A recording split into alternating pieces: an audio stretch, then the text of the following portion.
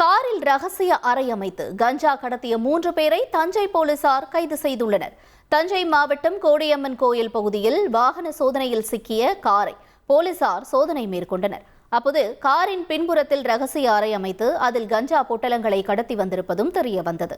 இதனையடுத்து காரில் இருந்த பால்பாண்டி, ரவிக்குமார், வீரப்பன் ஆகிய மூவரையும் கைது செய்து 20 லட்சம் ரூபாய் மதிப்பிலான 103 கிலோ கஞ்சாவை போலீசார் கைது செய்தனர். இது தொடர்பாக மேலும் 2 தேடி வருவதாகவும் தஞ்சை நகர துணை கண்காணிப்பாளர் சோமசுந்தரம் தெரிவித்துள்ளார்.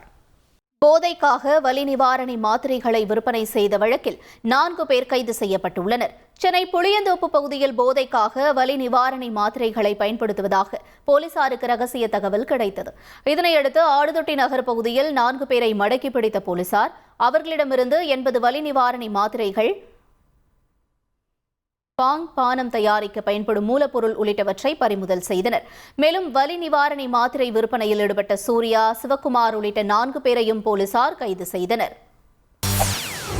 செய்திகளை உடனுக்குடன் தெரிந்து கொள்ள உடனே சப்ஸ்கிரைப் பண்ணுங்க.